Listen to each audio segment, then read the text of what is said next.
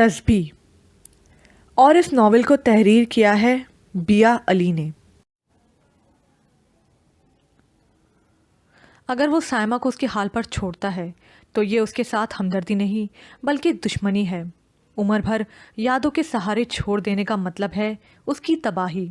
اس کو ان یادوں کے حصار سے نکالنا بہت ضروری ہے، زندگی طرف لانا لازم ہے، کیونکہ کانٹوں کو پھول سمجھ بھی لیا جائے تو پھر بھی وہ کانٹے ہی رہتے ہیں۔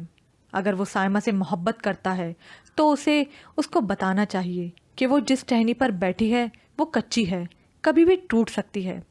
جسے جگنو سمجھ کے وہ چل رہی ہے وہ ایک دیا ہے جس کی روشنی کسی بھی وقت تیز طوفان میں بجھ جائے گی اور پھر اس کے ارد گرد صرف اندھیرے ہوں گے۔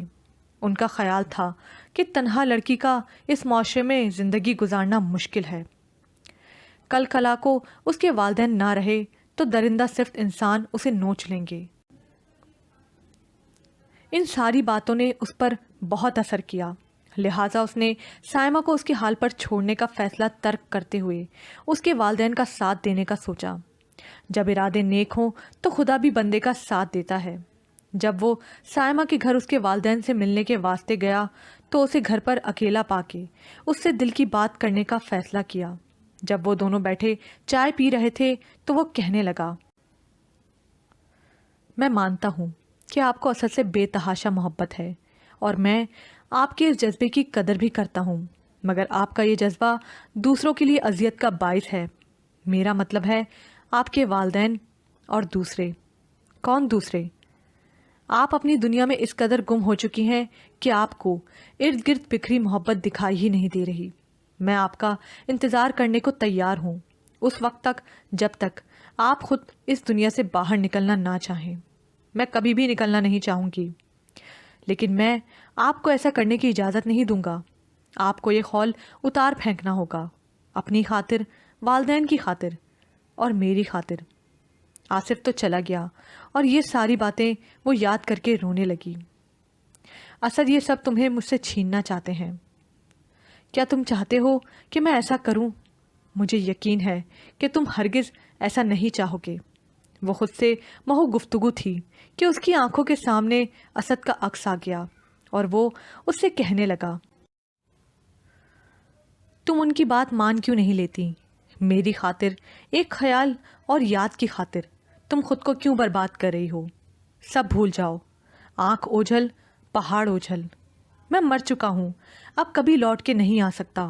تم زندہ ہو، ایک جیتی جاگتی انسان۔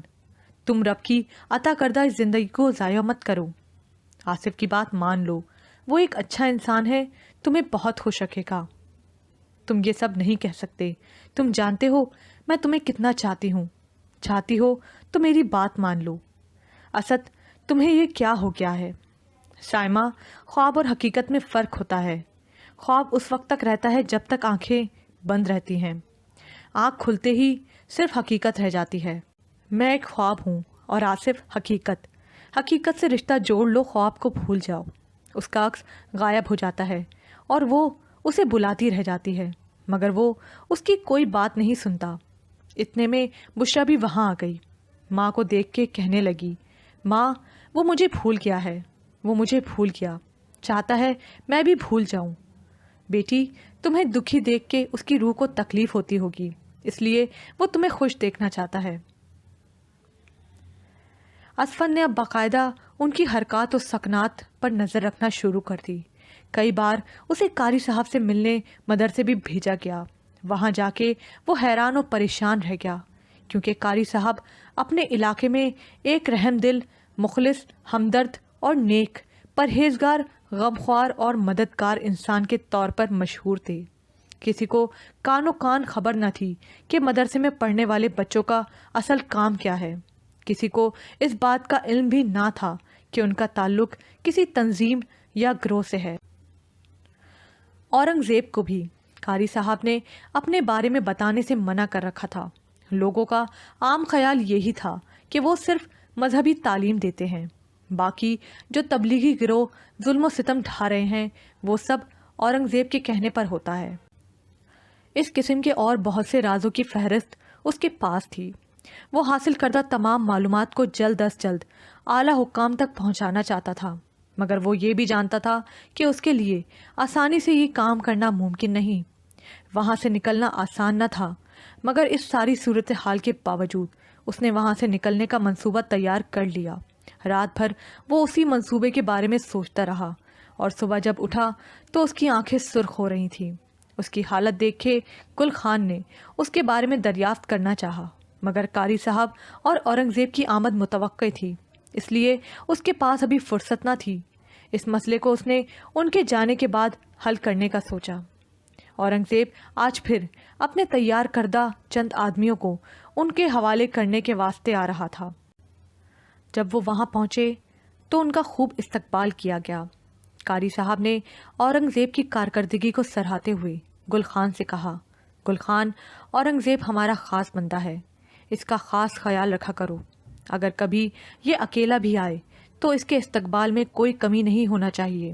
سیف الرحمن نے قاری صاحب کو تسلی دی، آپ فکر ہی نہ کریں، یہ آپ کا ہی نہیں ہمارا بھی دوست ہے۔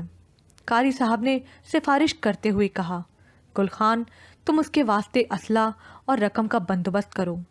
گل خان نے مزید رقم اور حصلے کی حامی بھر لی، اور اورنگزیب کی کارکردگی کے پیش نظر انعام کے بارے میں کمانڈر سے سفارش کرنے کی بھی یقین دہانی کرائی۔ انعام کا سن کر اورنگزیب کی بانچیں کھل اٹھیں۔ اسی لمحے گل خان نے قاری صاحب کے ہاتھ میں ایک خط پکڑا دیا، یہ آپ کے واسطے کمانڈر نے دیا تھا۔ قاری صاحب نے خط کھولا تو اس پر صرف اتنا لکھا تھا، ہم سے ملو۔ اورنگزیب نے بندے ان کے حوالے کیے۔ کچھ وقت گزارنے کے بعد اورنگزیب اور قاری صاحب رخصت ہو گئے۔ ان کے رخصت ہوتے ہی گل خان کی نظر جو اسد کی سرخ آنکھوں پر پڑی تو اسے یاد آ گیا۔ اسے پاس بلایا اور اس کی صحت کے بارے میں دریافت کرنے لگا، مگر اس کی زبانی اس کی تندرستی کا سن کے دل کو تسلی ہو گئی، کیونکہ اس کی بیماری ان کے لیے قابل قبول نہ تھی۔ اگر تم بیمار نہیں تو ایسا کیوں دکھتا ہے؟ گل خان کے سوال پر اسفند نے جواب دیا، ہم نے رات کو اپنا ماں کو خواب میں دیکھا، وہ سخت بیمار ہے، ہم سے ملنے کا خواہش مند ہے۔ گل خان نے کچھ دیر اس بات پر غور و خوض کرنے کے بعد اسے جانے کی اجازت تو دے دی، مگر اس کے ساتھ اسے احتیاط کی بھی تلقین کی، کیونکہ پچھلے چند دنوں سے انہیں یہ خبریں مل رہی تھیں کہ چند جاسوس اس علاقے میں گھس آئے ہیں اور ان تک پہنچنے کی کوشش کر رہے ہیں۔ اسفند نے اسے یقین دلایا کہ وہ کسی کو کانو کان خبر نہیں ہونے دے گا۔ منصوبے کے مطابق وہ تمام معلومات کو ایک فائل کی شکل اکٹھا کر کے وہاں سے نکل پڑا۔ وہ جانتا تھا کہ اس کی نگرانی کی جا رہی ہوگی، اس لیے وہ سارے راستے بہت محتاط رہا۔ گاؤں میں پہنچ کے وہ ایک جھونپڑی میں گھس گیا۔ اس میں ایک چارپائی پر ایک بوڑھی عورت کرا رہی تھی۔ وہ ماں کہہ کے اس سے لپٹ گیا۔ ماں نے بیٹے کو گلے لگا لیا۔ کافی دیر وہ ماں کے پاس بیٹھا رہا اور جاتے ہوئے فائل اس کے حوالے کر گیا اور احتیاط سے اسے آگے پہنچانے کی تاکید کر دی۔ اس بوڑھی عورت نے بھی اس کو مکمل رازداری اور احتیاط کی یقین دہانی کروائی۔ وہ وہاں سے رخصت ہوا تو چند لوگ اس کی جھوپڑی میں داخل ہو گئے اور ارد گرد نظر دوڑائی تاکہ کوئی مشتبہ چیز نظر آئے تو وہ اسے لے جا سکیں، مگر انہیں اس بڑھیا کی چارپائی اور چند برتنوں کے سوا کچھ نہ ملا۔ اپنی تسلی کے بعد وہ یہ کہہ کے وہاں سے رخصت ہو گئے، ماں جی، ہم آپ کا بیٹا کا دوست ہے، آپ کا خیریت معلوم کرنے کے واسطے آیا تھا۔ اسفند نے انہیں جھوپڑی میں داخل ہوتے دیکھ لیا تھا، اور جب اسے ان کی واپسی کی تسلی ہو گئی تو دوبارہ اس جھوپڑی میں داخل ہوا۔ اب وہاں اس بڑھیا کے علاوہ ایک سادہ لباس میں ملبوس آدمی بھی بیٹھا ہوا تھا۔ اسفند نے اسے سیلیوٹ کیا اور پھر فائل کی تسلی کر کے وہاں سے رخصت ہو گیا۔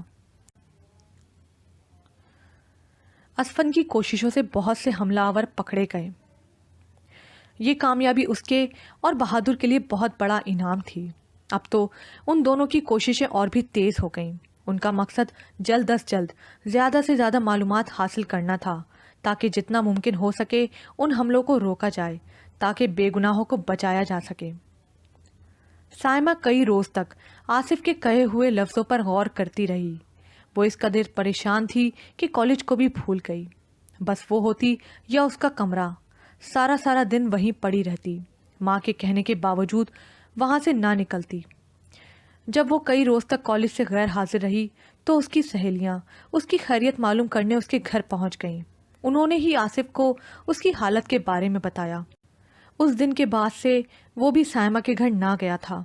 وہ اسے سوچنے کا موقع دینا چاہتا تھا، مگر جب علم ہوا کہ وہ کافی پریشان اور بیمار ہے تو اس سے رہا نہ گیا اور اس کے گھر آ گیا۔ اس کی آمد جہاں سائمہ کے لیے اداسی کا باعث بنی تو وہاں اس کے والدین کے لیے باعث مسرت تھی۔ اسے گھر دیکھ کر بشرا کہنے لگی، بیٹا میں تو سمجھی تھی تم ہم لوگوں کو بھول ہی گئے ہو۔ آنٹی ایسی تو کوئی بات نہیں۔ اتنے میں آمنہ بھی آ گئی۔ بشرا ان کے لیے چائے بنانے چلی آئی اور وہ محو گفتگو ہو گئے۔ ملکی حالات پر بات کرتے ہوئے آمنہ نے آصف کو آگاہی مشن پر اپنا مددگار بننے کی آفر کر دی، جس کو اس نے باخوشی قبول کر لیا۔ وہ تو کب سے اس بات کا خواہش مند تھا اور اب جب اسے موقع ملا تو وہ دل و جان سے اس کو اویل کرنے پر رضامند ہو گیا۔ آمنہ اور آصف کا نظریہ تھا کہ جہاد کا جو امیج دہشت گرد پیش کر رہے ہیں، جہاد اس کے برعکس ہے۔ وہ لوگوں میں اس کی اصل روح بیدار کرنے کے خواہش مند تھے۔ ان کا خیال تھا کہ دہشت گردوں کے نظریے کے پس منظر میں کچھ غیر ملکی عناصر ہیں اور اس کا ذمہ دار وہ اس سوچ کو دے رہے تھے جس نے ترقی کے جنون کو اس قدر بڑھا دیا ہے کہ وہ مذہب پر غالب آ گئی تھی۔ لوگوں نے مذہب کو چند افراد کی ذمہ داری سمجھ کے خود کو برطرف کر دیا ہے۔ ان کا خیال ہے کہ مذہب کے بارے میں جاننا، اس پر عمل کرنا صرف اس طبقے کی ذمہ داری ہے۔ آصف نے کہا، بس ہمیں یہ طبقہ جو بتا دیتا ہے ہم درست مانتے ہیں، خود جاننے کا نہ ہمارے پاس وقت رہا ہے اور نہ ہمیں خواہش باقی ہے۔ آمنہ اور آصف کی باتوں نے سائمہ کے دل میں بھی خواہش پیدا کی کہ وہ بھی اپنا فرض ادا کرے، ان کا ساتھ دے۔ اس نے بھی ان کا ساتھ دینے کا وعدہ کیا۔ کڑی سے کڑی ملنے لگی، پہلے آمنہ، پھر شاہد، پھر آصف، سائمہ اور ان کے دوست سب مل کر آہستہ آہستہ زنجیر کی صورت اختیار کر رہے تھے، اور امید تھی یہ زنجیر ایک دن ان ظالموں کو جکڑ لے گی، اور جب اس زنجیر میں جکڑ کے وہ دنیا کے سامنے آئیں گے تو دنیا پر بھی یہ حقیقت کھل جائے گی کہ اصل میں دہشت گرد کون لوگ ہیں۔ آگہی مشن کو شروع کرنے کا وقت آ گیا تھا، اور اس کے لیے وہ کوئی ایسا طریقہ استعمال کرنا چاہتے تھے جو روایتی طریقوں سے اگر بالکل مختلف نہ ہو تو کم از کم اس میں کوئی انداز ایسا ضرور ہو جس سے لوگ متاثر ہوں۔ مختلف لوگوں کی آراء کے بعد وہ اس نتیجے پر پہنچے تھے کہ بات وہی مؤثر ہوتی ہے جو اسی زبان و انداز میں کی جائے جس میں لوگ سننا اور سمجھنا چاہیں۔ ایک روز حضرت مجدد الفسانی کا مطالعہ کرتے ہوئے اس نے جانا کہ انہوں نے اپنے مقاصد کے حصول کے لیے خلفاء اور امراء کا سہارا لیا تھا۔ آپ امراء کی اہمیت اور عوام پر ان کے اثرات سے آگاہ تھے۔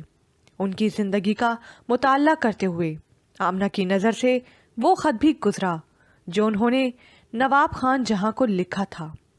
آپ لکھتے ہیں، یہی خدمت جو آپ کر رہے ہیں اگر اس کو شریعت کی بجا آوری کے ساتھ جمع کر لیں تو گویا انبیاء کا کام کریں گے، جس سے دین منور و معمور ہوگا۔ ہم فقیر اگر کئی سالوں تک اس عمل میں جان سے کوشش کرتے رہیں تو بھی آپ جیسے بہادروں کی گرد تک نہیں پہنچ سکتے۔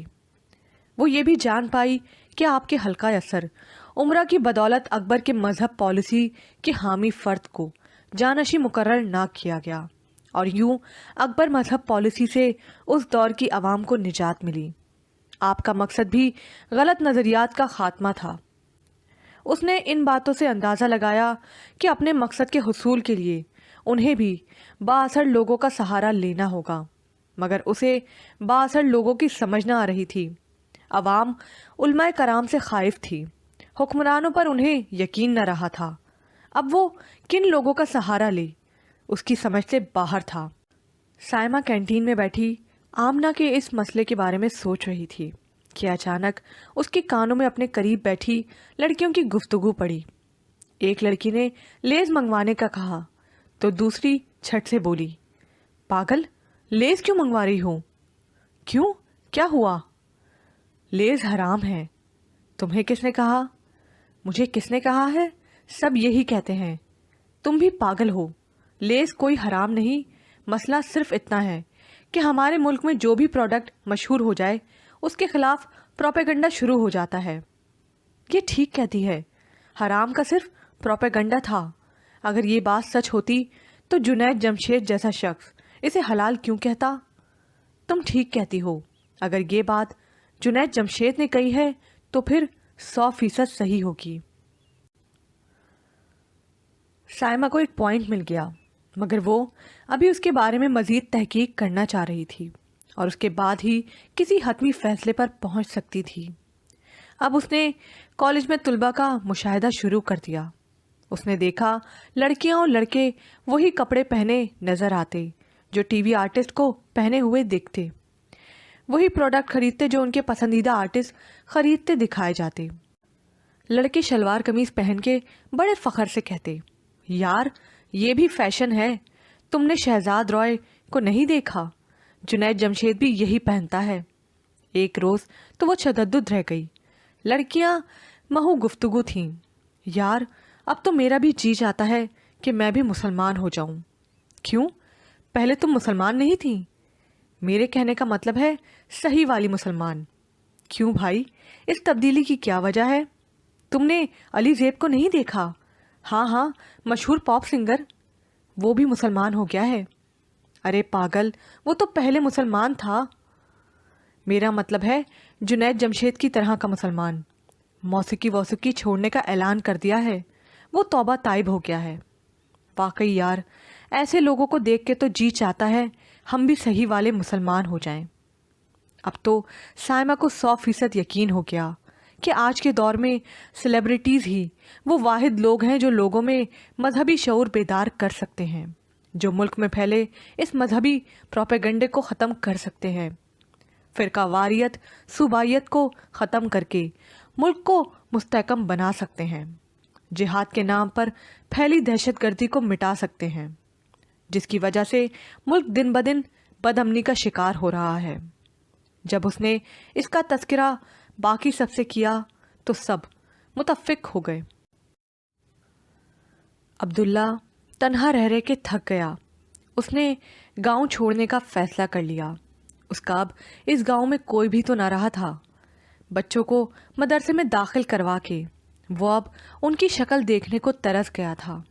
मदरसे वाले उसे बच्चों से मिलने की इजाज़त ना देते। कई बार वो वहाँ जाके गिड़गिड़ाया, फरियाद की, मिन्नत समाजत की, मगर उसे टाल दिया जाता। कोई ना कोई बहाना बना के उसे चलता किया जाता। सब कुछ छिन जाने के बाद उसे ये गांव, ये झोंपड़ी काट खाने को दौड़ रही थी। बीवी बच्चे उसकी कुल कायनात थे और उसके ये कायनात यहाँ के आसमान तले उजड़ गई थी। वो नीम पागल हो चुका था और इस नीम पागलपन की हालत में वो प्यादा वहाँ से चल दिया। कई दिन चलता रहा।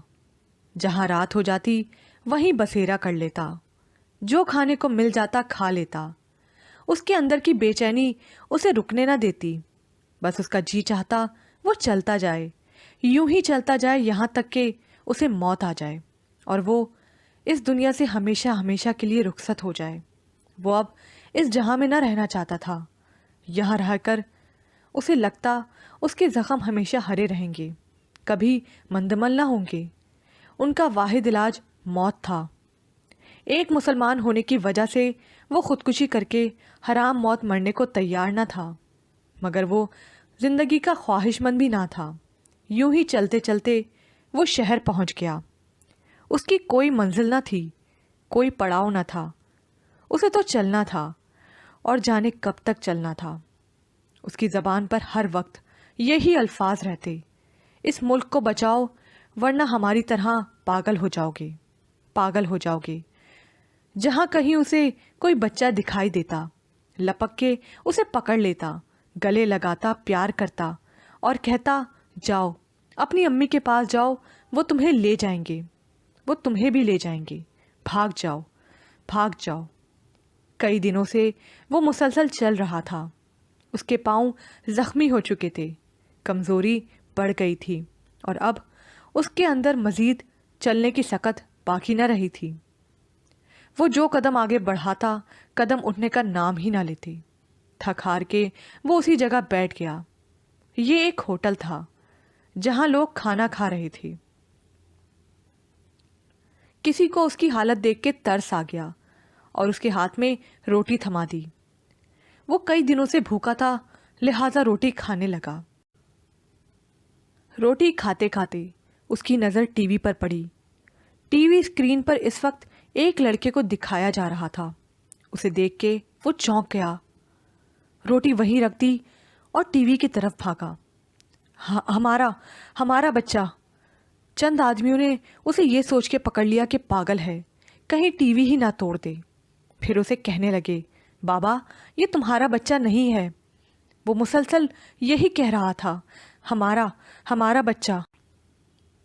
बाबा ये दहशतगर्द है, लोगों को मारने आया था, पकड़ा गया है। बाबा होश करो, वो एक दहशतगर्द और तुम एक दरवेश सिर्फ इंसान, तुम्हारा इसका क्या जोड़? तुम उसे अपना कह रहे हो और वो कहता है मेरे वालदैन भी, अगर मेरे सामने आए तो मैं उन्हें भी मारने से दरीग नहीं करूँगा। नहीं, हमारा बेटा ऐसा नहीं है, हमारा बच्चा ऐसा नहीं है। बाबा वो कह रहा है मैं जिहाद कर रहा हूँ, इस्लाम की खातिर लड़ रहा हूँ। तुम खुद सोचो। इन सारी बातों पर अब्दुल्ला को यकीन ना आ रहा था। वो उन्हें कहने लगा, हमारा बेटा ऐसा नहीं हो सकता। वो सोच रहा था, ये वाकई उसका बेटा नहीं था। उसने तो कभी किसी जानवर को भी तकलीफ ना पहुंचाई थी। फिर उसका बेटा सैकड़ों इंसानों को मारने के बारे में कैसे सोच सकता है? इंसानों के बारे में सोचते ही उसे यूं लगा जैसे कई मासूमों का खून उसके गले पर हो। उसके 8 बेटे थे, मगर जाने अब कितने रह गए थे, कितने बेटों ने बेगुनाहों का खून कर दिया हो। वो रोने लगा और फिर उसे यूं लगा जैसे बहुत सी मासूम लाशें उसका ताक़ुब कर रही हैं। खौफ के आलम में वो वहाँ से भाग खड़ा हुआ, बेहंगम ट्रैफिक की परवाह किए बगैर। वो भागा चला जा रहा था। भागते भागते वो आसिफ की तेज़ रफ्तार गाड़ी से टकराया और सड़क पर गिर गया। यहाँ पर ये पाठ अख्ताम को पहुँचा। मज़ीद पाठ सुनने के लिए उर्दू नॉवल ज़बर प्राइड को लाइक कीजिए, सब्सक्राइब कीजिए, शेयर कीजिए, कमेंट करना मत भूलिएगा।